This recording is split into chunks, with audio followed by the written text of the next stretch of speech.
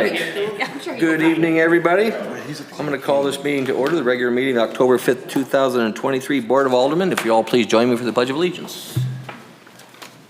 I pledge allegiance to the flag of the United States of America and to the republic for which it stands, one nation, under God, indivisible, with liberty and justice for all. All right, roll call, please. Alderman Hoffman. Here. Alderman Schuman. Here. Alderman Ross. Here. Alderman Morose. Here. Alderman Osteen. Here. Alderman Rucker. Mayor Harmison. Here. All right, we do have a quorum.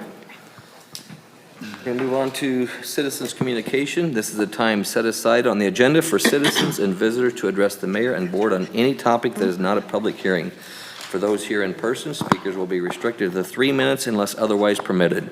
Minutes may not be donated or transferred from one speaker to another.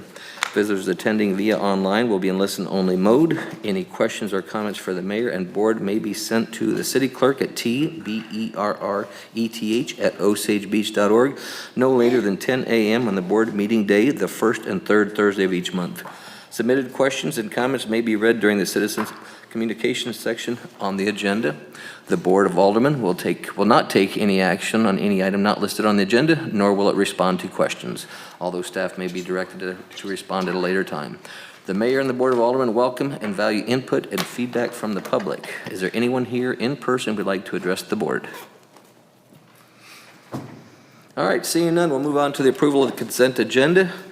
Has the board had a chance to review the minutes of the Board of Aldermen meeting September 21st, 2023, and the bills list for October 5th, 2023? And if so, do I have any comments or questions? If not, I'd entertain a motion to approve the consent agenda. Motion to approve. Alderman Hoffman, do I have a second? Second.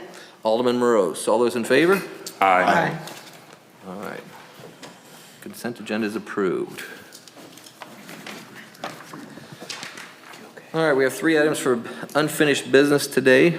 First is Bill 23-69, an ordinance of the City of Osage Beach, Missouri, amending Ordinance 22.94, adoption of 2023 annual operating budget, transfer of funds for sewage fund necessary expensive. This is the second reading. City Administrator Gina Woods, please. Yes, Mayor, members of the board, I do not have any further comments, but if you have further questions, I'll be happy to answer them. Comments or questions? Seeing none, do I have a motion to approve second reading? Alderman Ross, do I have a second? Second. Alderman Schuman, roll call, please. Alderman Hoffman. Yes. Alderman Ross. Yes. Alderman Schuman. Yes. Alderman Morose. Yes. Alderman Osteen. Yes. Alderman Rucker. All right, second reading passes. Second item of business under unfinished business is Bill 23-70, an ordinance of the City of Osage Beach, Missouri, authorizing the expenditure of funds for promotional efforts to support the Elks Lodge number 2517 Veterans Parade event support. Request in an amount not to exceed $2,000. Second reading. Gina Woods, please. Yes, Mayor, members of the board. Again, I have no further questions or answers, but I have no further comments. I'm trying to read and talk at the same time, but I'll answer any further questions you may have. All right. Comments or questions from the board? Motion to approve second reading. Motion to approve. Alderman Hoffman, do I have a second? Second. Alderman Ross, roll call, please. Alderman Ross. Yes. Alderman Schuman. Yes. Alderman Morose. Yes. Alderman Osteen. Yes. Alderman Hoffman. Yes. Alderman Rucker. All right, second reading carries. Last item of business under unfinished business is Bill 23-73, an ordinance of the City of Osage Beach, Missouri, amending Osage Beach Code of Ordinance Section 115.010, definitions, 115.410, evaluation of certain appointed officials, 125.020, definitions, 135.010, definitions, and adding new Article 12, City Engineer with Sections 115.500, appointment, term qualifications, and 115.510 duties. Second reading. Gina Woods, please. Well, in full second readings tonight. Again, I do not have any further comments, but if you have further questions, I'll be glad to answer them. All right, comments or questions? Seeing none, do I have a motion to approve second reading? Motion to approve. Alderman Ross, do I have a second? Second. Alderman Hoffman, roll call, please. Alderman Osteen. No. Alderman Morose. Yes. Alderman Schuman. Yes. Alderman Ross. Yes. Alderman Hoffman. Yes. Alderman Rucker. All right, second reading passes. All right, first item under new business is a public hearing. City code changes to design guidelines and design standards in regard to storm, water, and drainage. Who's going to take this one? I'll let Mike Welty. Mike Welty, please. I did the summary for him, but summary sheet for him. I do believe we did have one online comment about some of the design guideline changes. Is that correct? Yep. Everyone has a copy of it. Do you have a copy, Mike? I do. Other than that, I guess the public hearing is open. Other than that, Do we want to read this out loud or not? I'd be happy to walk you through the ordinances, and then Mike or Dave can walk you through the guidelines part. That's how we did it at the planning Yeah, commission. if you would, please. So, as you're all aware, we've had extensive discussions about our, both our design guidelines and our ordinances as they pertain to a number of subjects in the city, but the first batch we were able to work on relates to power cuts and then also stormwater and erosion. When I started looking at our ordinances and our guidelines, I realized that our guidelines were very much written as guidelines. They were written as rules of thumb, suggestions, encouragements. They're exactly what you think of when you think of as a guideline. Unfortunately, our ordinances, which should be much clearer, much more black and white, much more enforceable, were really just copies and pastes of the guidelines. So our ordinances, when we went to try to enforce them, talked about what people should do rather than what people had to do. And that makes it very difficult to file a violation in municipal court and accuse somebody of violating what you really ought to command. So I looked at several other cities' ordinances, design guidelines. Dave Van Leer really tackled the guidelines, the substance of them as far as what particular changes or methods, or I'll let him explain, he's a lot better at it than I am, but what the contractors, developers, builders actually have to do in terms of the particulars, the nitty-gritty. But I rewrote a good chunk of our ordinances to, as you can see, basically delete most of the old ones, which are really copied and pasted from the guidelines. Those phrases are all still in the guidelines. We're not losing anything by getting rid of them. But instead what I tried to do was change our ordinances to actually read like ordinances, to give commands and requirements to people that if they did not comply with them, that we had something that we could prosecute in municipal court or otherwise enforce. Really, the goal of these overall is to set up a system of progressive discipline where, you know, we don't want to be the bad guys when somebody's trying and they're just maybe not quite doing enough. And that's really how I think our compliance officers typically address things. It's, hey, this silt fence fell down, you need to put it back up, something like that.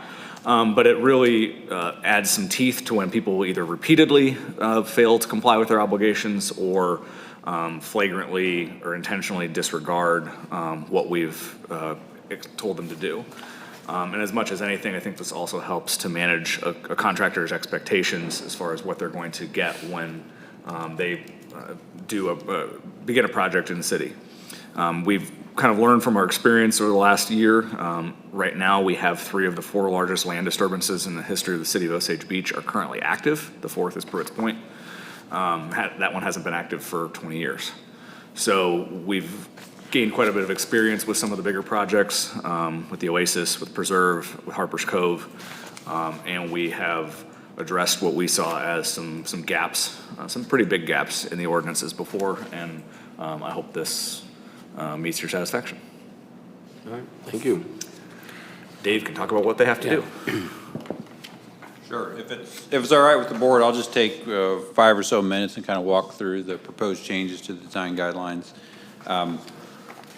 One of the biggest goals, or kind of as Cole was stating, was to try to just make things more clear, more enforceable, and just more clearly outline what the expectations were. And one of the things I felt that needed some clarification that we tried to make clear was to differentiate between an erosion and sediment control plan, which will govern construction while construction is active, and then what's referred to as a storm drainage plan, which governs the permanent improvements which remain on the project for its life after construction is over. So in the beginning sections of the design guide revisions, I'll start on page 72 of 19 of the board packet. We talk about the erosion and sediment control plan, just try to better outline what that is. And then jumping on to the next page, page 73, we have one of the comments we received from some of the elected officials was to provide more substantial silt fence. So you'll see under 4A, we're requiring wire-backed silt fencing with steel T-posts. So that's made more clear. Previously, this just stated silt fencing was the requirement. Another important item to point out is item H, which is temporary sediment basins. This is something that is not included in your design guidelines now. This will require any development with a disturbed area over 1 acre to provide a sediment basin. And furthermore, they have to provide a sediment basin for any drainage area that's over 1 acre. So a large development with multiple drainage basins within the development could possibly have to provide multiple sediment basins. Then the remainder of paragraph H is just kind of detailing some of the design requirements for sediment basins and how we would like to see those constructed. I think another one to point out would be item K, talking about once all the erosion sediment control measures and best management practices are installed, we're going to require an inspection by both the city engineer and the engineer of record. So at this time, Cochran would be acting as the city engineer, but we would also require the engineer of record for the project to do an inspection also, and that's the engineer that the developer hires, so separate from us.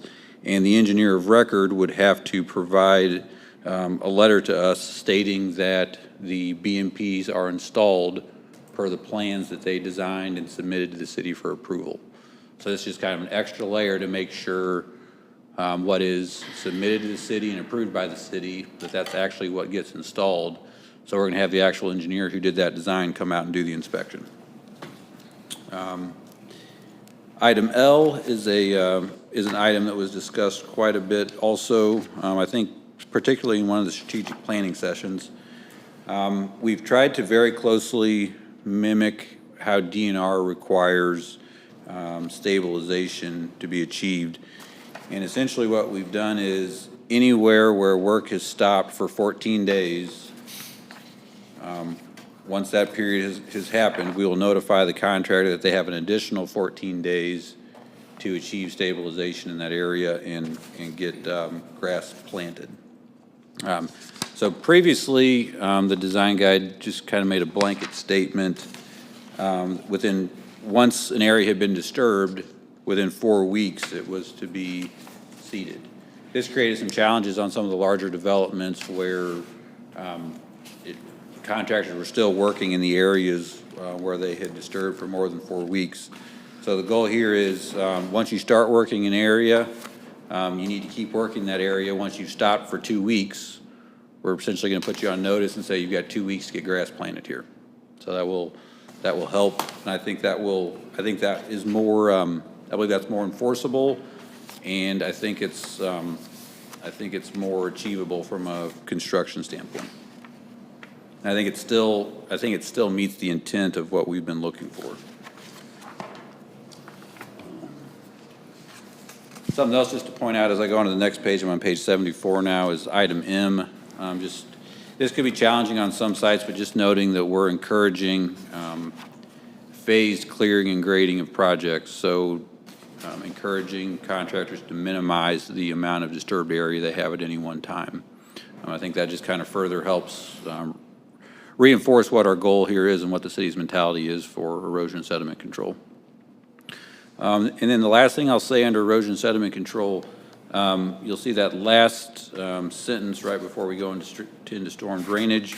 We've developed a standard note block that very closely mimics these items we've been reading through, A through M. And that note block is just going to get pasted directly onto the plans that are submitted to the city. This ensures that the city's requirements get placed on the plans get in the hands of the contractor, and they actually have these same requirements in their hands while they're doing the work. Sometimes we run into issues there where we try to get things addressed with the engineer during permitting, but all that information doesn't get relayed to the contractor, and it just kind of leaves a gray area. So we're going to try to get as much of this information as we can, just put directly onto the plans. So that's all erosion and sediment control. These are measures that we put in place during construction while the ground's disturbed and prior to the project being completed. From there, we jump into the storm drainage plan. I felt like there was probably less revisions here. I felt like we've been dealing with less issues on a permanent basis. We did make some revisions to the way the stormwater runoff is calculated. You'll see at the top of page 76, just modified the storm event from 25, from your existing guidelines called for a 20-year event. We just upped that to a 25-year event. That produces a higher intensity rainfall, higher runoff. It'll produce more conservative designs, and the 25 years is just more of an industry standard in terms of stormwater.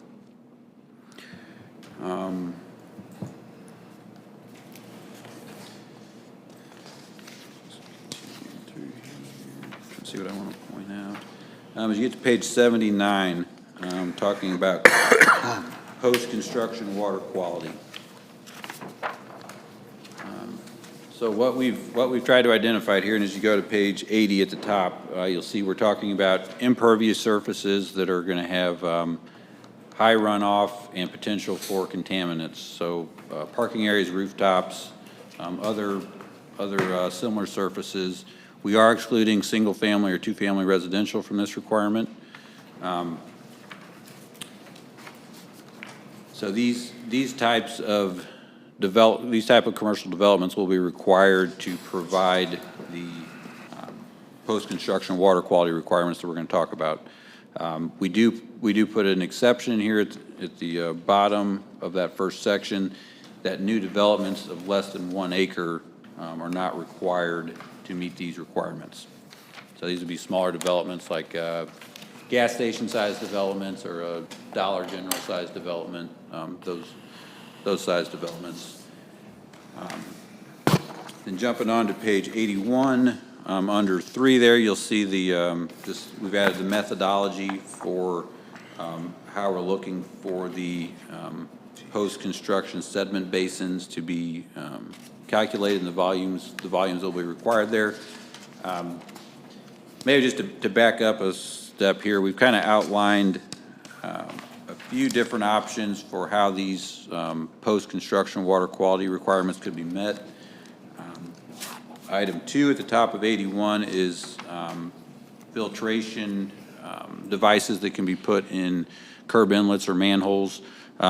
Some of this information was included in your previous design guide. We just tried to update and make sure that all these different manufacturers that are being called out were current. A second option that we've offered is what we're calling a post-construction sediment basin. So similar to a sediment basin like we were talking about during construction, a contractor could opt to put in a permanent post-construction sediment basin. And then again, we've just outlined the design criteria for how that basin would be sized and designed. So we could see in the future some of your larger developments putting in permanent sediment basins. And then on to page 82 under construction materials, I thought it was important to point this out. Under construction materials, item C, where we're talking about storm drainage pipes or culverts, we're calling for reinforced concrete pipe or dual wall polypropylene pipe. And I'll apologize here, where we're calling out the dual wall polypropylene, that should have been red. That was a new requirement in your design guide, a new material. Industry standard kind of considers a polypropylene pipe essentially equivalent strength to concrete pipe. So we've just really given a concrete option and then a plastic pipe option. That's the highlights I had marked under stormwater. Tried to go through that without nerding out too much on everybody. But there's, Yeah. Board, have comments or questions? I do. Alderman I have Hoffman. a couple, actually. One, what is this on page 74, letter M? Phased clearing and grading of sites is encouraged. What exactly is phased clearing and grading, and why is it just encouraged and not mandated? so if I had a 10-acre development that was wooded,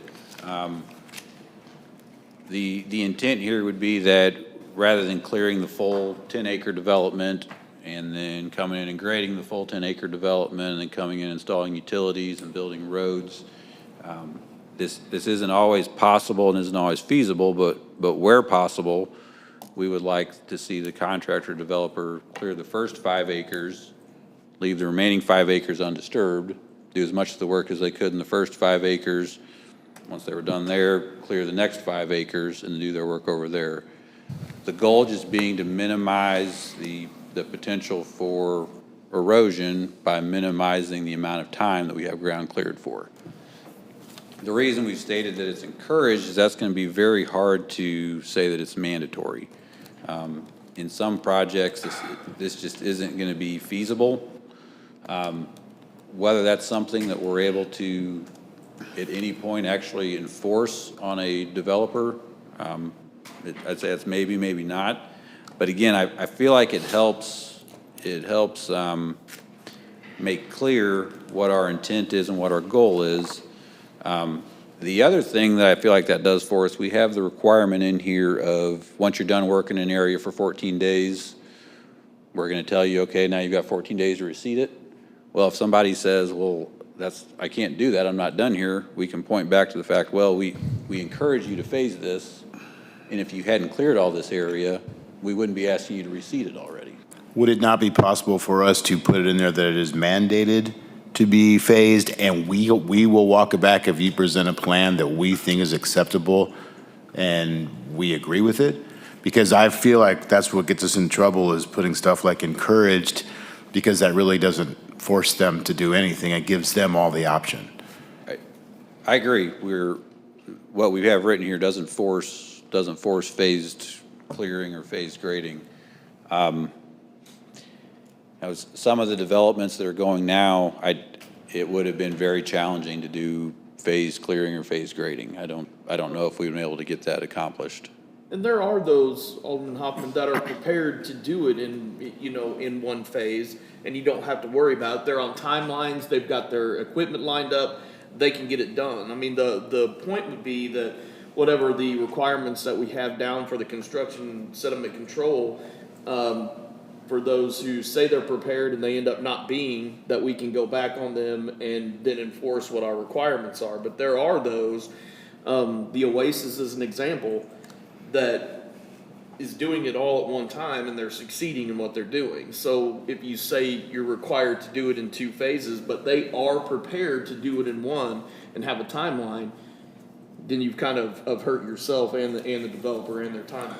Well, I guess what I was thinking is, and I like that example a lot, they're doing it the right way to do one phase, correct? So why can we not use that as, if you're going to do it in one phase, it has to be done this way. If not, then we're going to mandate that it's phased out.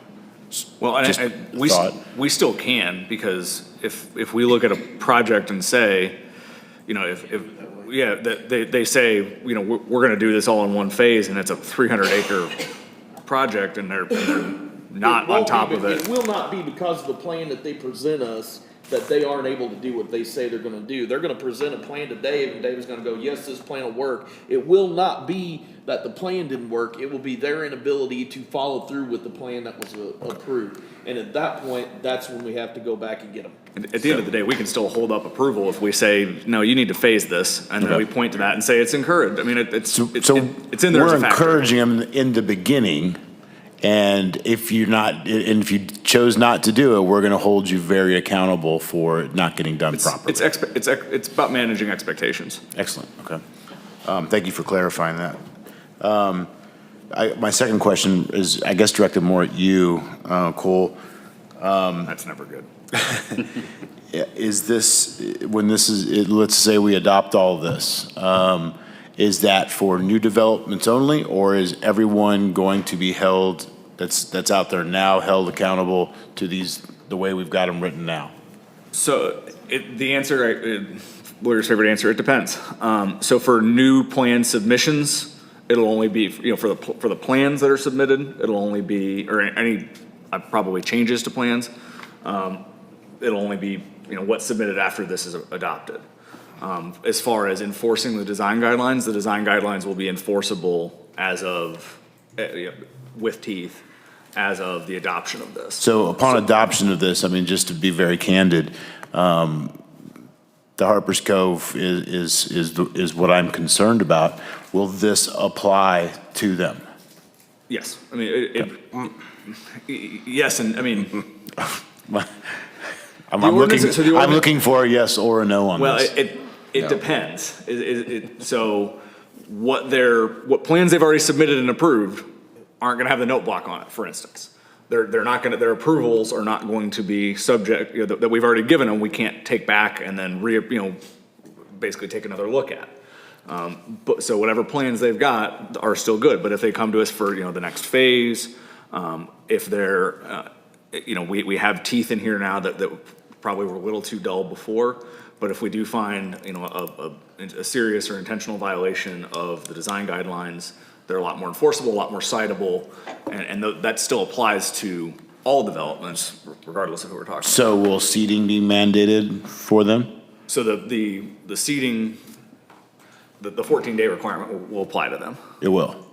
Justin, we basically approved plans based on existing guidelines. We can't now actively go back and say, well, we've already approved these based on the guidelines you submitted or the plans you submitted, and say, well, wait a minute, now we're changing this up. You know what I'm saying? We can't.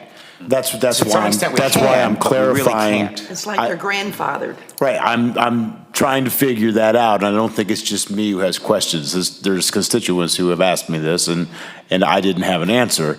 And I just want to make, I think we all know which development is causing the issues, and I want to make sure that we're going to go through all of this hard work and this process, and then we're going to leave that out there, and it's not going to solve anything over there. And that's, to me, an issue and a problem, and I want to be very clear and open that I consider it to be important that it gets handled. So I mean, I think the grandfathering term is, I mean, the approvals we've given, we're not taking back. But for new approvals, we'll be subject to this. New conduct, so failing to maintain a BMP, for instance, will be subject to this. Failing to comply with Dave's instructions or Ron or Josh's requests, say, you need to fix this if somebody doesn't fix it. And I know you're talking about Harper's Cove, but they're not the only ones we've had issues with. And this isn't a one project issue. I totally understand that. So. But I drove down there this morning, and I saw four bales of hay down in the property owner's yard. And this has been going on for several months. We've all seemed to be working behind the scenes, and I've brought it up in public. I've brought it up to our staff, and I'm not seeing any results. And I want to do the best I can to see that that is getting handled. So that's all I have on this particular topic right now.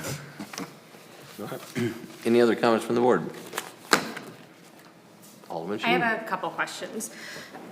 So on page 76, the rational method, the computation for the stormwater, I'm not even going to pretend like I understand all of these equations, but I had a 2.5 inches per hour shall be used, and now it just states that the storm duration should be calculated to correspond to the time of concentration for the tributary drainage area. So why did before it had an actual 2.5 inch calculation in it and now it doesn't? Like, does that mean people are gonna be able to pick their own number in there, or how does that work? So the way this will be done now is, I'm trying to see, so if you read down farther, this might kind of help with what I was trying to correct. Okay. If you go down below the table where it has QIAC, and then the black text that's lined out, the last two sentences of that, it says, due to short travel distance for runoff on most of our projects, that procedure would give an unrealistically high value. We have selected 2.5 inches per hour as a valid value for our use. So rather than rather than a stormwater intensity being evaluated on a per-site basis, which would be industry standard, the prior design guideline had been set up to just, with a blanket statement, that 2.5 inches per hour was going to be used, which would correlate to a relatively small return frequency. Okay. So I believe the changes we've made are going to result in a higher intensity rainfall. So where previously 2.5 inches per hour was being used, that value will be higher, resulting in more stringent and more conservative stormwater design. Okay, so where do they, just because I don't know this, where do they get that value from? There's, Is there like a table that they refer to based on where they're at and all that to? exactly. Okay. Yep. And then, my other question is on page 77, A2, the bedding shall be installed around the pipe where it says MoDOT type 5 aggregate. So it has to be that specific kind. They they can't just use regular crushed stone or any aggregate or anything. It has to be that. Is there a specific reason why it's that? Is that just like industry standard or? Yeah, industry standard. You'll see prior in that it says half inch minus crushed stone. Every local quarry is going to have a crushed stone that they would put the MoDOT type 5 aggregate classification on. Okay. So very readily available, typical of. Okay, just making sure we weren't blocking somebody into something that's hard to come by. No. Like I said, I don't know a ton about it, but. All right, anyone else? Alderman Osteen. I only had one question, and this is just kind of an overall. For all of these changes to the guidelines regarding sediment control and erosion, et cetera, they all start off with stating that any plans for developments basically just must be, regarding these issues, must be completed by just a registered engineer in the state of Missouri. That to me kind of sounds like anybody with an engineering degree can basically say, hey, here's my erosion plan, here's my soil control, or et cetera, et cetera. Is there no way we can dial that down to basically state people that have previous experience in development? Or I'm not sure.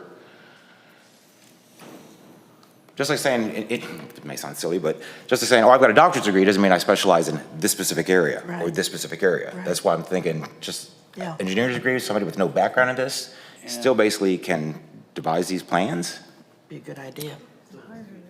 I'm not I sure. guess it does get approved through the city, Yeah. but I'm not sure what further certifications or other requirements we could put in place there to make that more stringent. I don't know anything about engineering degrees, but I'm thinking I just, don't either. once again, with medical degrees or law degrees, usually people have an area specification that they work in. That's But why I'm just confused or As an concerned. analogy for Dave's problem, there is no specialization. In fact, attorneys are prohibited from claiming to be a specialist in anything in the state of Missouri because there is no certified specialty.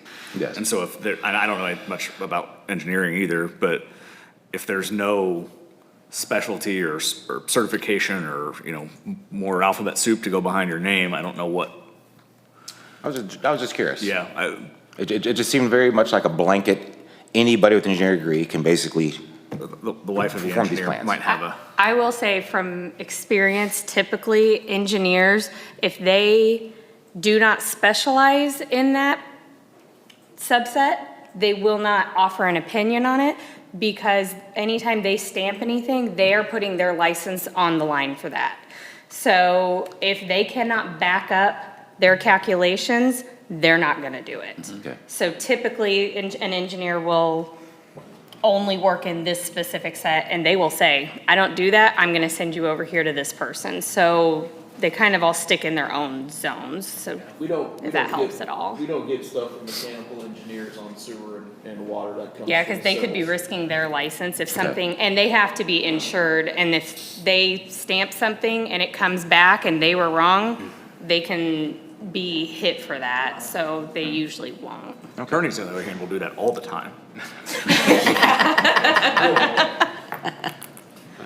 That's all. All right, Alderman Ross?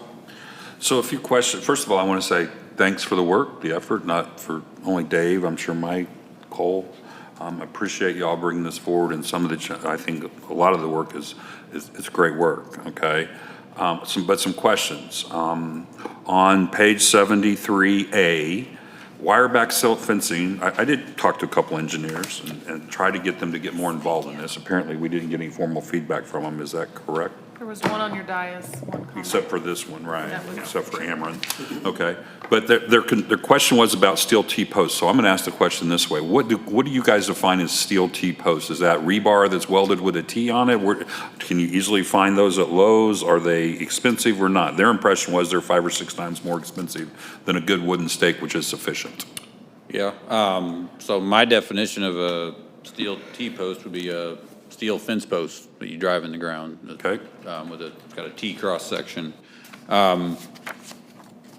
Can't tell you the price difference So between. you mean like the steel fence post, like barbed wire that holds up barbed wire? Okay. Yes, sir. Oh, because of the top-down view, it's a T. Now I got it. I was struggling with the T part, I okay. just bought about 100 of those, I can tell you what I paid. They're about $6 a piece, I They're about think. $6 a Like pop. $5.75, I got. Right. If you ever worked a political campaign, same story. Oh, Everyone's I like, understand what those are, and now I'm catching on to the T part. So have we seen areas, and I'm not, this isn't a big deal, I'm just curious, have we seen times where the wood stakes fail or something?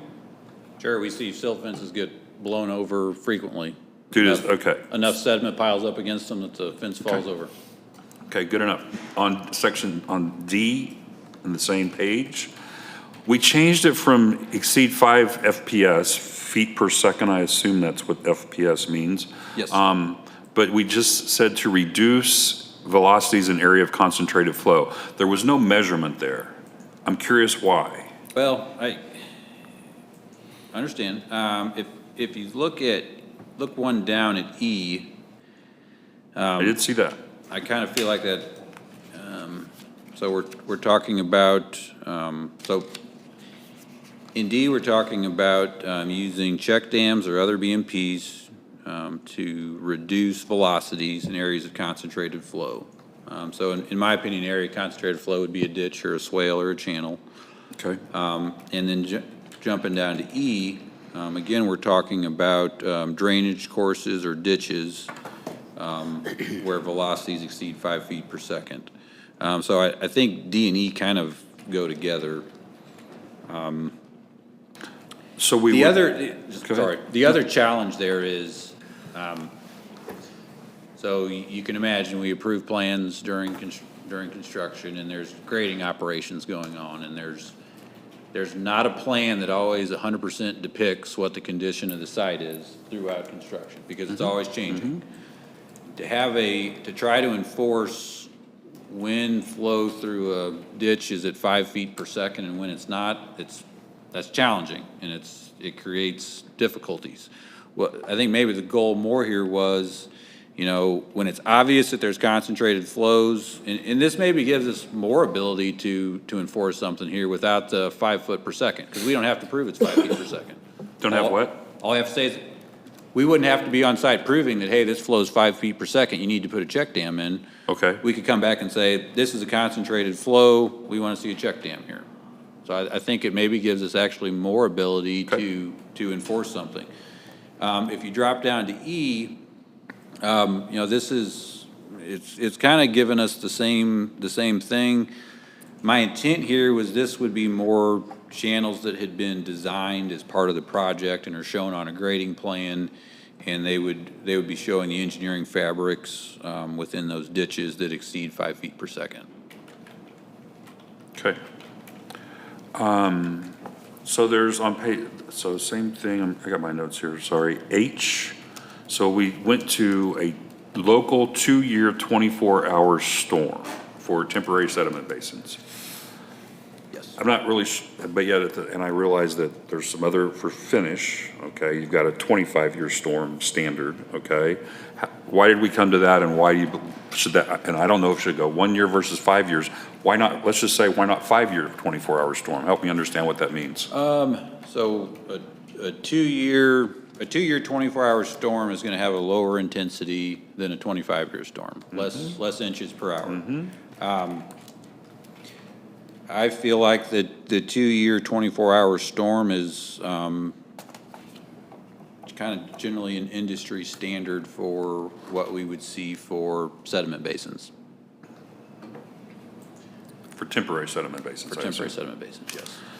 So the challenge in all of that is that depending on what your timing is with 2-year and when you're in there, in my mind, it doesn't seem tight enough. I'll just put it that way. Because whenever, during construction is where we have the biggest probability for erosion and sediment transfer from one property to another, for lack of a better term. Is that right? Usually. Potentially, Okay. yeah. Yeah, because it's all ripped open, for lack of a better term. So I guess I would ask the question, why not 5-year? Is that unreasonable? Because I think that would give it, they would have to design for something more intense than a 2-year. Is that correct? Do I understand that correctly? 2 years more intense than a 5-year. It's a storm that can be expected every 2 years. The 5-year should be more 5 years intense. would be more intense, because That's what I thought. it's not intense enough to occur Oh, yeah, every okay, 2 years. okay, yep. There you go. No problem, just asking. That's what I was thinking too. And I'm not saying it should be 25-year. I get that when you're doing a project that hopefully doesn't take more than a couple of years, although some of them do. But I just wonder, if it's industry standard, okay, but is industry standard cover some of the unique topography and some of the assets that we have, like the Lake of the Ozarks? So if I was to say, for example, I really think you should consider 5-year, would you push back hard on that? I would like to look at that and come back and give you an intelligent answer rather than just trying to spout Okay. something out right now if I could. Okay. All right. I do think, you know, your comment that, you know, maybe industry standard, the terrain here probably isn't industry standard. There's probably something to that. I'm sorry, say that again? The terrain here isn't standard. Okay. You know, and I told you we're using kind of an industry standard number there. Let me take a look at that and try to get you a good answer. Okay. So when you all spoke already about phase clearing, I'm just going to ask this question. I don't know that I've ever generally seen, unless it's some project that takes 10 years or 5 years, that I've ever seen phase clearing because of mobilization fees. So while I appreciate the suggestion, I don't know that anyone's ever done that, to be quite honest. So it may not happen ever anyway. Fruit Point did phase True. clearing. Sycamore Creek initially did phase clearing. Eagles Landing. Eagles Landing did phase clearing. Even Okay. though it's not in our community. It just kind of depends On the size. what's going and where, and if there's fill and cut and fill. A lot of times when you have cuts and fills, you're going to deal with phases a little bit more than if they're working completely within the terrain of the development. We don't have what I would consider any phased now, but between the Oasis, the Preserve, and then Harper's Cove, they were ready and capable with the mobilization that you're talking about to do it now. Okay. Okay, so I would say in the time that I've been here, through all of our developments, plus 10 acres, 90% of them have been a single phase, full mobilization. Okay. So, It gives us some perspective. Yes. I mean, I appreciate the suggestion, don't get me wrong, and I do see how you can probably enforce some of it, maybe. But I just wonder how realistic it is. But nothing wrong with suggesting it. I don't disagree with that. So I'm going to bounce around just a little bit and then come back to a summary. Road cuts and trenches. This is what I hate to see. I mean, I've seen it in my neighborhood, but 2003, we come through there and we put in this beautiful road. I mean, it is nice, okay? And a year and a half later, somebody decides to build a house, okay? And they cut a trench all the way across, because wherever the power's located, whatever the case may be, okay? And when they put that in, the next, it never is anywhere close, it's rarely, I'll say it that way, anywhere close to the original smoothness, if you will, of that pavement. So 3 or 4 years ago, I had talked to Lloyd about it, and I asked Lloyd, what should we do? It drives me crazy. We got this great road, and kabam, every time you go by, kabam, and he's like, Richard, we should make them do them in concrete. And at one point, there was concern with transportation about whether or not they would be easy to dig that up and so forth. And I talked with Rob at one point, and he was generally like, it's not that big a deal. Yeah, it'd be nice, but it's not that big a deal. Did we consider, and I don't know that I saw it in here, allowing or demanding that only, trenches or cuts across the roads are put back in concrete so that we get some close level of smoothness that we don't generally get? I guess the short answer is no, that really what you have in front of you was an attempt to, as quickly as possible, address a request from Ameren. Okay. So if you see what you have in front of you, you'll see that most of the revisions are in the sections regarding utility trenches and specific to underground electric. Okay.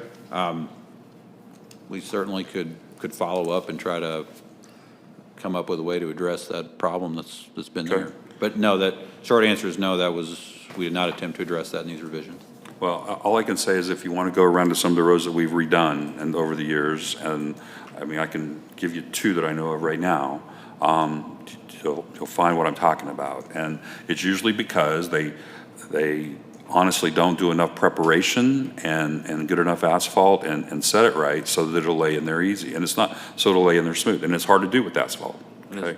But with concrete, and I've seen it done, a couple of them have done with concrete, they're nice. Really? They've done very well, and the smoothness of the road's there. Now, yes, you have concrete you have to deal with. It's just something to consider. If this isn't the time to do that, I'd like to see that considered.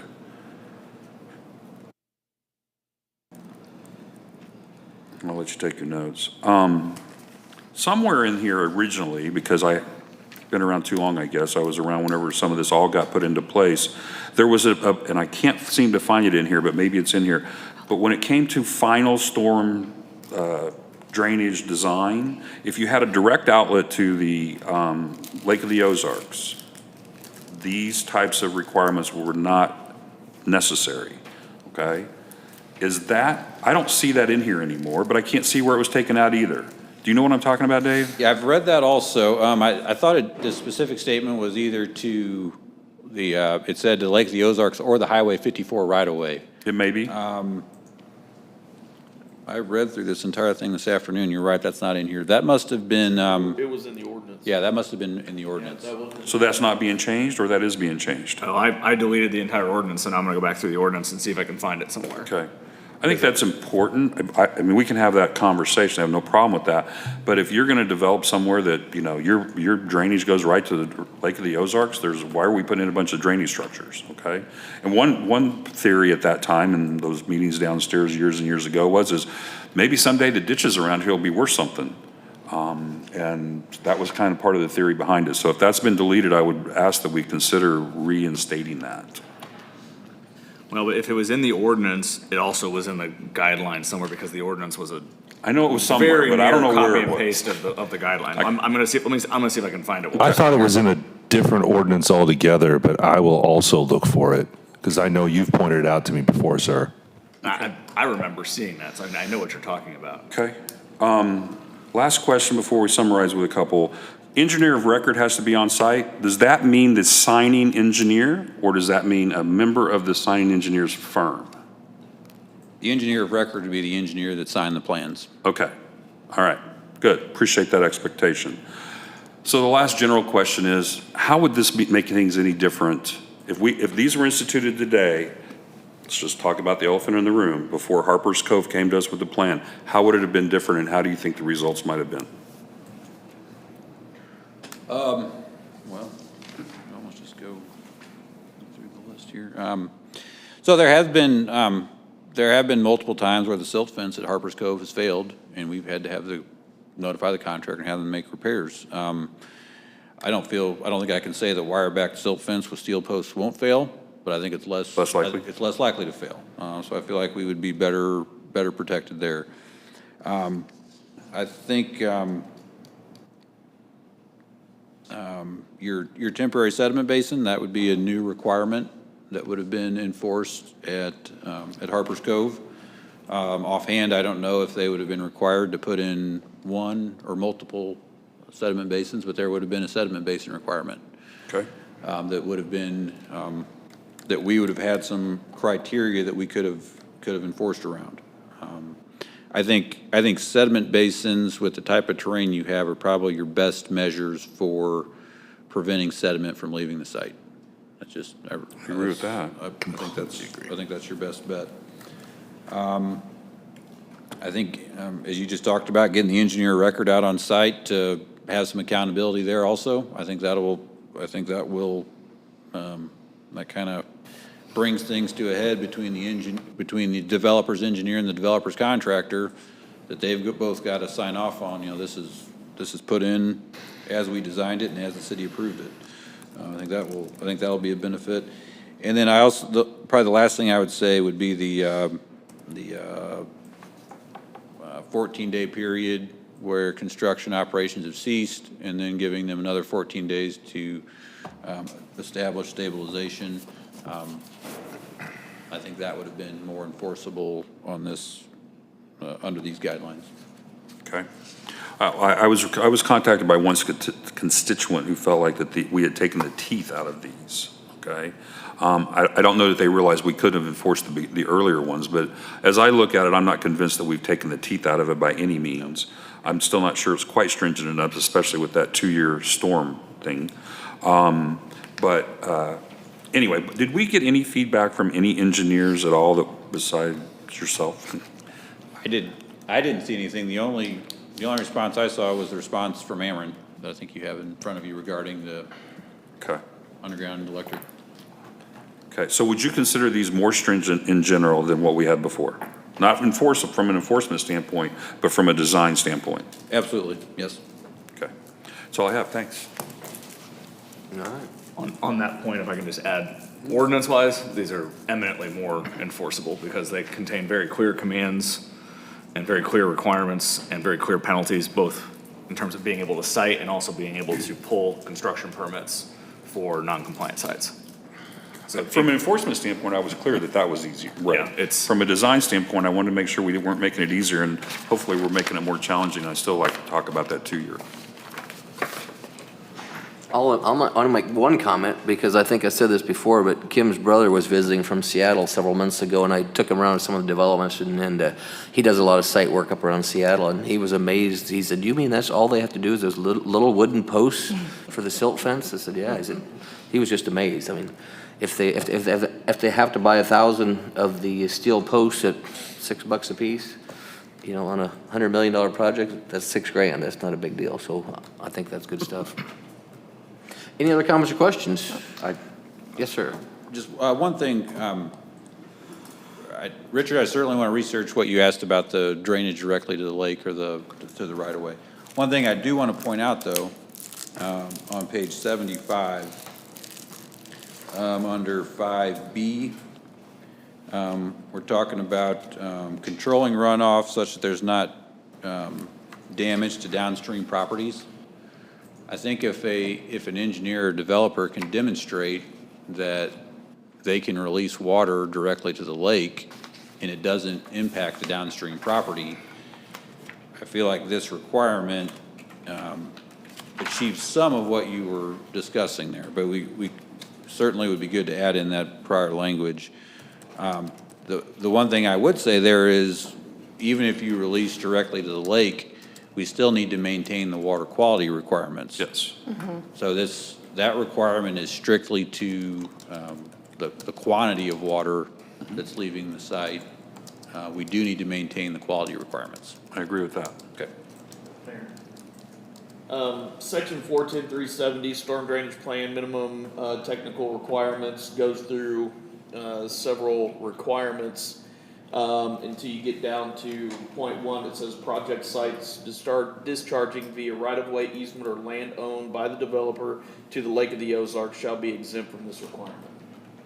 So has this affected that? I'm going to find it right now. I'm fairly certain this repeals that, so let me make sure that may be something that Dave and I need to put our heads together on and figure out how to make sure that requirement works its way back in. But I believe that if it's in 410-370, it's also in the guidelines somewhere. So, I don't know. I because knew these it are was in the almost. guidelines, I just had to find it. It's under in the subdivision code. What was it? What was the phrase? It was discharging into right of way. Project sites discharging via right-of-way, easement, or land owned by the developer to the Lake of the Ozarks shall be exempt from this requirement, which would be the requirements under required technical data, sections A, B, and C. Okay, thank you. All right, any other comments or questions? I have. Alderman Osteen. I have one. You may consider this off topic, but in Kevin's absence, I just want to point out that we are still in the public hearing section of the agenda. All of these discussions should have been in the next agenda item as part of the board's opportunity to discuss changes, concerns, etc. Any other comments or questions? Alderman Hoffman. Correct? Am I correct with our rules of order, etc.? I guess I will throw out there, Mayor, that the planning commission did forward this to the Board of Aldermen with a recommendation to approve.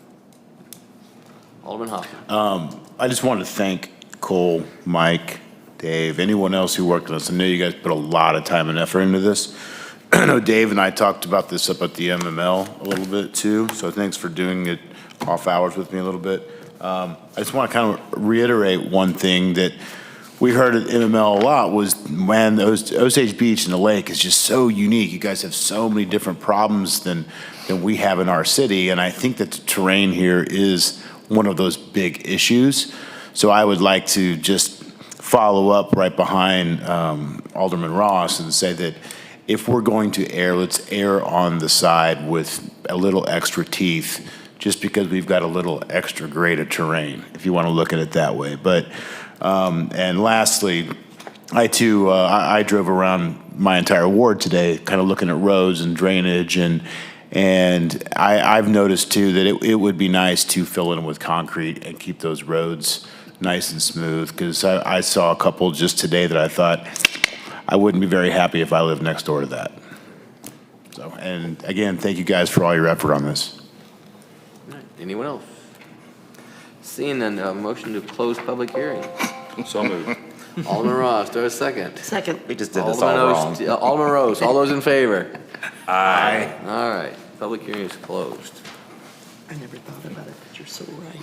All right, moving on to Bill 23-74, an ordinance of the City of Osage Beach, Missouri, adding to Chapter 100 General Provisions, Section 100.220, Design Guidelines, amending Chapter 410, Article 4, Design Standards, Section 410.910, Basic Standards, Article 4, Design Standards, Section 410.910, Basic Scope, renumbering of Article 6, Street Lighting, to 7, Street Lighting, first reading.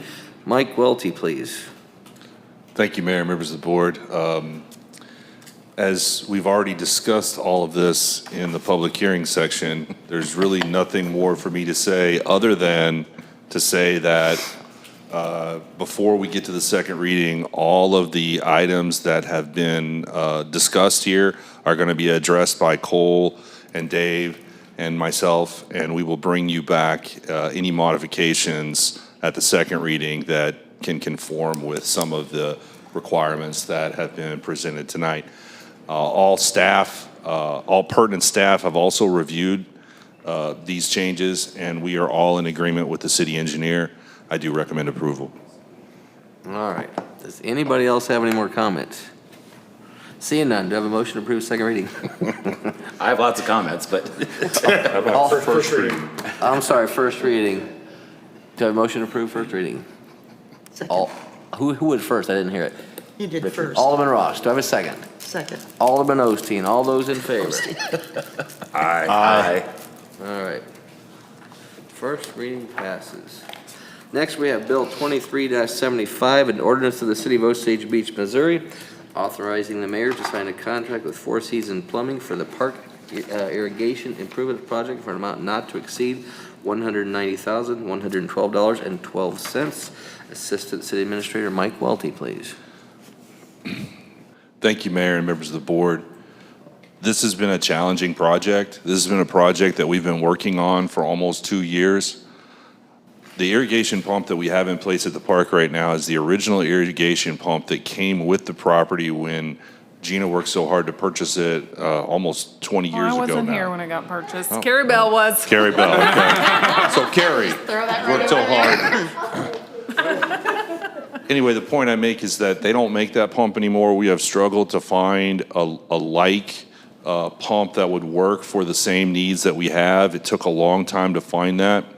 The original budget for this project was $100,000. Obviously, after a lot of research, we have found that that is not going to be possible to do that within that price range. That said, this project was bid out, and the bids were opened in mid-September. We did receive 4 bids. You will find the bid tab attached. Four Seasons Plumbing is the low bid at $190,112.12. We have worked with this vendor before, never on a project this large, so I did check all of their references. I didn't find any problems. We do feel comfortable working with them. The lead time on this pump is about 12 weeks. So this project will not even start until probably February, maybe March. So all of this money will be expended in the 2024 budget, and the budget that I turned into Gina reflects this number that is in this budget. I do recommend approval. Happy to answer any questions you may have. All right, thank you, Mike. Comments or questions from the board? Alderman Ross. So did anyone look at, from an engineering standpoint, that this is the size of pump that we need? $127,000 pump may be the most expensive pump we have in the entire city, which I would have surprised that we would need that at the park, but engineers may say we do. So did we just try to match the pump that we had versus engineers looking at what we need? The answer is yes. We had engineers looked at this, and this is what they came up with what we need to match the needed PSI, to match the needed flow, to move the water from the lakefront Okay. all the way out to all of our irrigation that's needed throughout the park. And the reason I asked is there was a lot of the whole configuration of the park and the water pump requirements that were there originally when it was a hatchery compared to what it is now to irrigate water made me wonder if by chance that we didn't just try to match a pump versus. So Dave, your firm looked at this, is that right? Yes, and I believe very early on, we got some irrigation specialists involved also. Okay. To help in sizing the pump. Okay, and then the second question is, do we have any concern that this is going to affect something that we wanted to do in budget next year? I mean, we're basically committing next year's without even looking at the You budget. are, and I had this conversation with Mike, because I do not like doing this, because but if it is a 12-week lead and the need is, it will just have to be pushed over priorities that you are yet to see yet. I mean, that is kind of the double-edged sword of coming to ask for stuff in 2024 when the 2024 budget has not been, because everybody competes for the same buckets, so to speak. So the downfall is you wait until we get a budget to see if it's approved, and then you just start the 12-week lead time later. So that is a prerogative to the board, but I can't answer that because I've not completed the budget. I But wondered. it'll have to be a priority. So I guess maybe I should have started here. Does the pump currently work? Yes. Okay, does it not work well, or No, it does not work well. we don't have the PSI we need, or what? Eric. Current pump's an antique, and it's Microphone. tripping. Microphone. Microphone.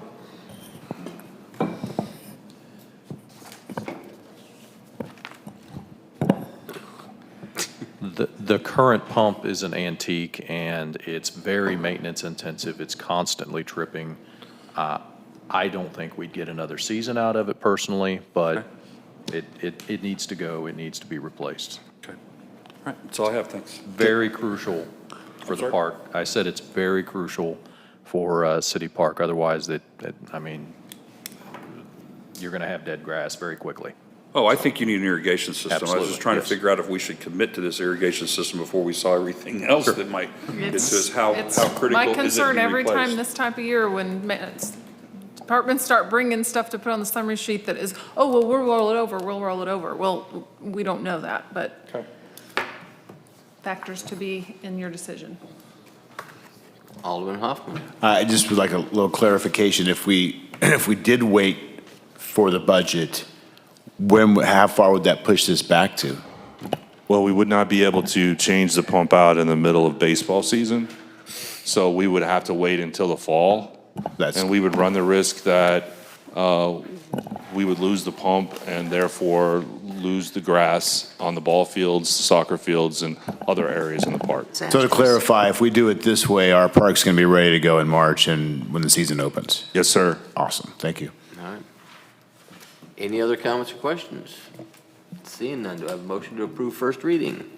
Motion to approve? Alderman Hoffman. Second. Alderman Rose, second. All those in favor? Aye. All right. First reading passes. Next, we'll move on to a motion to direct the city administrator to write a letter in support of the Capstone Development Group LLC application for low-income housing tax credit funds to build a 40-unit affordable senior community in Osage Beach. Gina Woods, please. Yes, Mayor, members of the board, this is kind of an unusual motion. We do get letters from groups in this particular group on this particular project in the past, and normally they come to myself, city planner, and/or mayor. But this particular request, you guys all got a letter individually, and I did not want to hinder the ability of the board to speak as a group, should you choose to want to write a support letter. Again, it is a, MHDC. It helps them if they get support for the project from the community. They're coming in. There's no issue with this project as well as it's already zoned. And again, the same group has brought this project before to MHDC, and we have sent support letters. But I didn't want to take away your ability as a board to speak since you guys got individual letters, so. All right. Comments or questions from the board? Seeing none, do I have a motion to approve? Motion approved. Alderman Ross. I'll second. Alderman Osteen, second. All those in favor? Aye. All right. Motion carries. Last item of business is a motion for the Board of Aldermen to ratify the city's mission statement. Gina Woods, please. Yes, Mayor, members of the board. I typically do this sometime in the last quarter because it is important for us for us to have in our budget presentation after we get a new budget for 2024 to have our mission statement in it, as well as any new changes with elected officials and their signatures. So we've just made it a practice for the last few decades that we ratify it every year. That's what this request is. As you recall, you had actually modified the mission statement last April. So this is the first ratification and readoption of that change. All right. Comments or questions? Seeing none, do I have a motion to approve? So moved. Alderman Morose, do I have a second? Alderman Schuman, all those in favor? Aye. All right, very good. Department update list. We'll start with City Administrator Gina Woods. Yes, Mayor, members of the board. I do not have any updates or further comments, but if you notice, that list seemed like it got larger, but I went ahead and made more clarification to comment. So departments will either add to that or have other updates, but feel free to let me know. I know Kevin had asked for one or two things to be taken off from his, so keep in mind anything that you'd put on that you feel has been answered or keep on, just keep communicating that to me, and then I have no other comments. All right. Assistant City Administrator Mike Welty. Thank you, Mayor. I have nothing to add tonight. All right. Who should we go next with? City Attorney Cole Bradbury, please. I don't really have much to update on the list and moving forward with a few things, but nothing that's appropriate to discuss from the dais. So. All right. Chief Davis. So nothing that's appropriate to discuss from the dais. Okay. Discuss from the dais. Is that all blurred? And I was like, what? Sorry. I'll fill you all in private. Oh, good. Nothing, Chief Davis? I have nothing. All right. Dave, anything else? Nope. I love how he's like, Ty Dinsdale, Airport. Nothing, sir. All right. Human Resources, Michael Ray. I guess I'll say something then. Just a reminder that the Employee Health Fair is next Friday. If anybody is interested from the board, please let us know. Also, we're still taking questions for loggers to get the answers on. If any board member or mayor has any questions on that. Thank you. Thank you. City Treasurer, Carrie Bell. Mayor, Board of Aldermen, I did reach out to some of my sources for my very first item on the list. I get it. Thank you, sorry. And it appears that the audit is still in motion, but they are on hold waiting for more data from the county so that they can recreate some of the tax distributions. We did have some good, last month we did receive the property tax for Deerberg's TIF. There's still, Arrowhead has not been released, and so the developer is looking into that status for those receipts. And one other piece, we do have 15 vendors that have signed up for ACH payment, and it's not a huge amount, but it's some of our larger volume, our contractors, and some of our big checks that we write. So that's a security help for not writing checks that get lost in the mail. That's all I have this evening. All right. Thank you. Parks, Eric Gregory. Thank you, Mayor, members of the board. In preparation for the budget meetings later this month, just a very quick update on the park master plan. In discussions with Dave Van Leer and Gina, the plan is for 2024 is to concentrate on design and engineering for the all-inclusive playground splash pad and shade feature, possibly with construction begin in 2025, pending board's approval. We do have carryover projects from this year for 2024, which includes the large parking lot to replace Soccer Field 1 in City Park, the pickleball courts, and the Phoenix parking lot. I believe that we got either no bids or a very high bid this summer, and I think the plan is to bid these out in November or December when contractors need to work more. On a smaller scale, I do have the following master plan projects on my requests for the parks budget as far as watercraft rental and frisbee golf, to construct a frisbee golf course.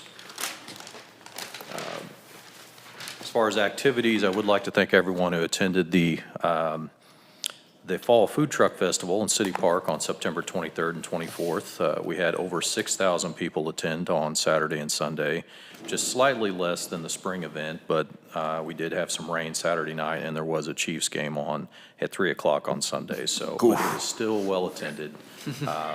Everybody had a good time, and it was bigger than the last one, and we plan on having them again next year. Parks Department has been very busy preparing for the Osage Beach Fall Festival, and when I say that, I have been very busy, and it's coming up next Saturday, October 14th, from 10 a.m. to 4 p.m. at City Park at 950 Hatchery Road. There will be live music, a vendor village, petting zoo, food trucks, large bounce houses, pie eating contest. I'm not doing this here. I'm very excited to announce that we will have all branches of the military represented at this year's Fall Festival with displays, a color guard ceremony, and also military vehicles from Fort Leonard Wood that will be on display. In addition, we will have the first annual Dragon Smoke Barbecue Competition going on, which is a Kansas City Barbecue Society sanctioned event, and we'll have professional teams competing. I'd like to thank Carrie Patterson for assisting with coordination of this event. It's a lot to put together, but we're surviving. We will be serving barbecue as well as sides from Wobbly Boots and Deerbergs and bandanas. Come out, it's a family-friendly event. Weather's going to be perfect. For more information, call the Parks and Recreation Office, 573-302-7460, or stay tuned on the Parks and Recreation Facebook page. That's all I have. All right, thank you very much. Yep. City Planner, Kerry Patterson. Yes, Mayor. I do appreciate the board agreeing to send the letter in favor of Capstone. This will be the third time that the board, mayor, and whoever sends a letter has done this particular property and this particular request. You know what our need is for housing, regardless of type of housing. The last time that the MHDC saw fit to put some money into the Lake of the Ozarks was Capstone's development that is Chandler Bay, that is right by this property that we're talking about. If you go by there, it is an extremely nice apartment complex that is full and has a waiting list over 100 at all times. So hopefully with your all support in these letters, maybe Capstone can get the MHDC to send some money our way. That would be great. So I appreciate that, and I know they do too. And that's all I have, Mayor. Very good, thank you. Alderman Schuman. Oh, I get to go first? Yeah. All right. So just didn't get to attend the Fall Truck Festival. Unfortunately, we were in Houston visiting family. Trust me, it was 105. We decided to go to the zoo. It was a great idea.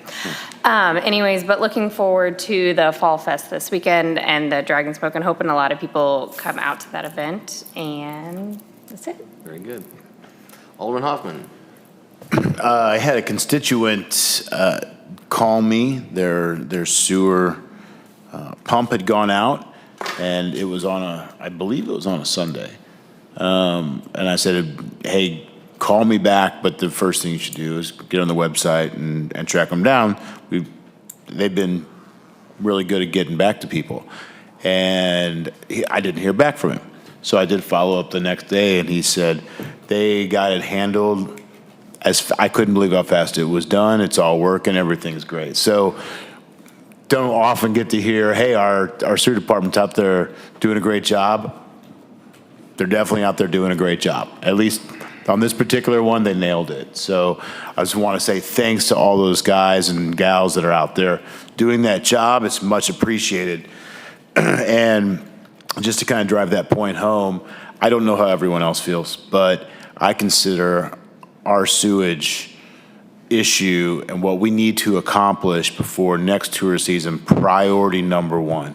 That we have got to drive this home and hit a home run, that it's a zero tolerance smell, that you can go get an Andy's frozen custard every day, all summer, next year, and it's fantastic. And we've got 6 months to do it.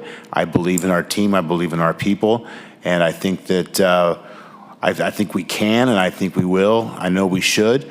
So I hope that everyone is on board. We're all on one ship, and let's paddle this boat and win the race.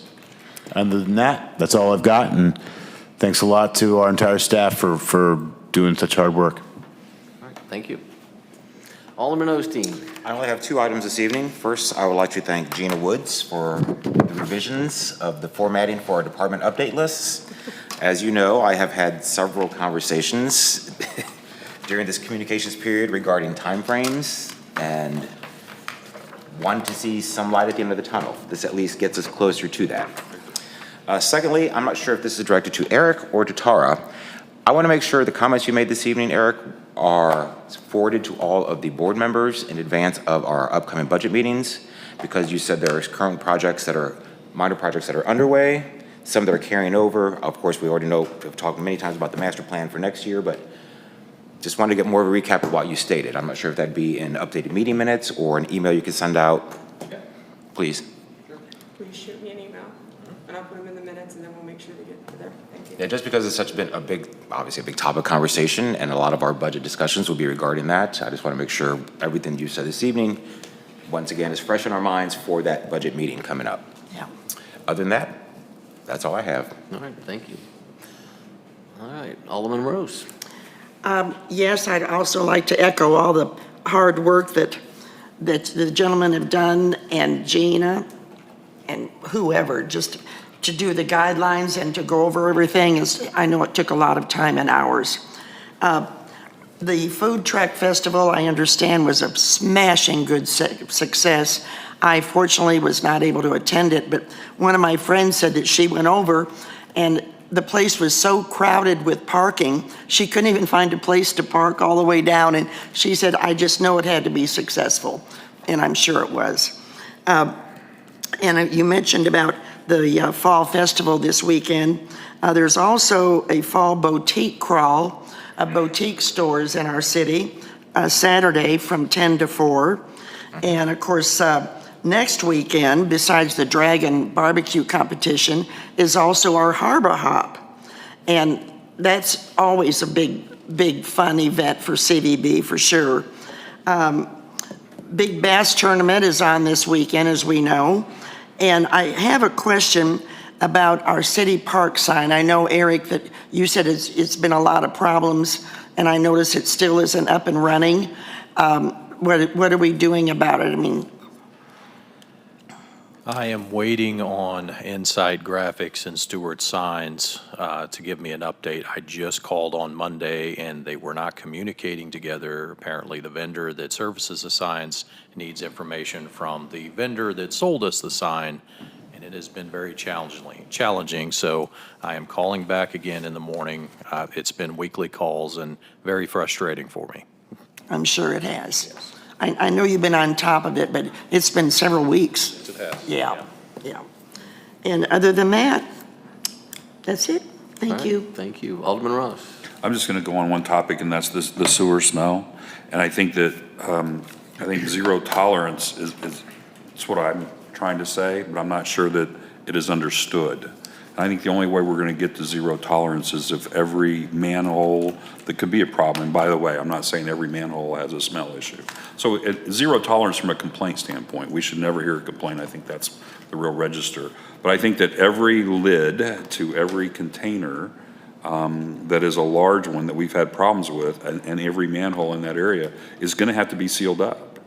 And I don't think that's a mentality that we've embraced before. Not that that's a blame, we've never asked for, talked about it that way. I just want to make sure that's the mentality we're about to embrace, because that has a lot of implications from a workflow standpoint and a cost standpoint. On top of that, the Vapex that is apparently going to be in budget, I'm not sure why we're not considering that now. Like as of 2023, we modified the budget. That'd be up to. Is it in there, in that modification? No, I meant in the 2024, Oh, it's a part of the list of requests that I've been typing in and putting in, so. So why would, the question is this, and I'm not, if we want to take this offline, that's fine. Why aren't we taking the same approach with that as we're taking with the pump at the park? There's not really a lot of lead time on it, but if the board wishes for me to move forward with Vapex, we can do that as soon as the board wants to. As a matter of fact, I talked to the vendor today, and I was told that if we purchase the units before the end of the year, we will get a discount. And so at the very least, I was going to try and sneak them on the last board meeting of the year and try and get them shipped so that we could get the discount and still have them arrive in 2024. But I will do whatever the board asks me to do, and we can order them as soon as the board wants us to. I can bring that to the board as an agenda item anytime the board wants me to. So can I add a couple comments, couple suggestions before you guys vote on something that's on the agenda? There's no voting, I can there's no feel some motion. pouncing, I don't know what. Our budget workshops are in less than 3 weeks, or around 3 weeks.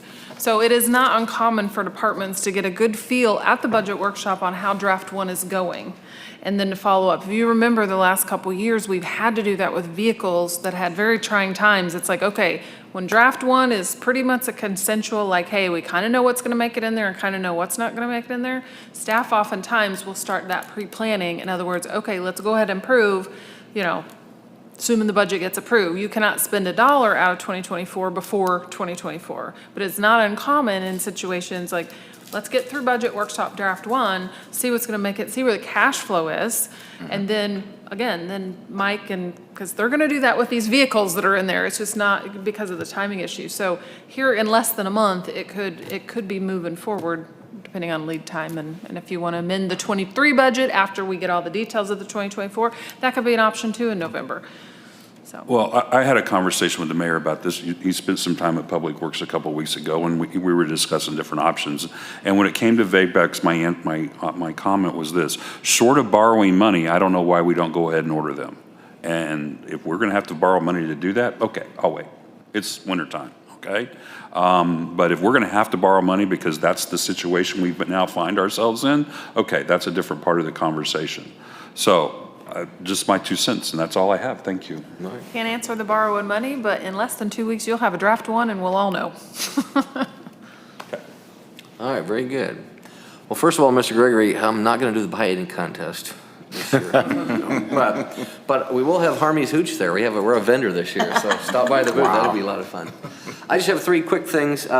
First is, speaking of Public Works, I went out there and toured that, and thank you so much, Mr. Welty. But I would encourage any alderman to get a hold of Mike Welty and go take a tour of that place. You can see everything they can do. A lot of times they'll come to the board and they'll request money for thousands of dollars, and first instinct is, geez, why do we need that? But if you go out there and look, I mean, they've got some people on hand that will take old equipment and they'll work very hard to repair them so they don't have to put it here. And it's a very neat operation out there. So get a hold of Mike and take him for a tour, and it'll give you a better understanding of what they ask for sometimes. The other thing is, Food Truck Festival was great. I did go there both days, had a great time, and a little rainy, but we had a bunch of rain that night and almost got a tornado, didn't you? Yeah. And next day, that field held up really well. People were having a great time, and music was nice, and had some good food.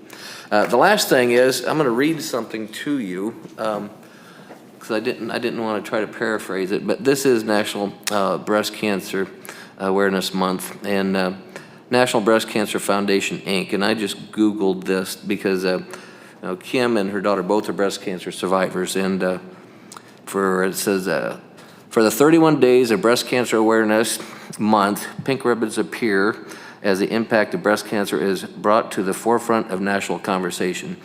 But we know that to help those facing breast cancer, awareness alone is not enough. This October, get involved, get screened, and make a donation. Take action.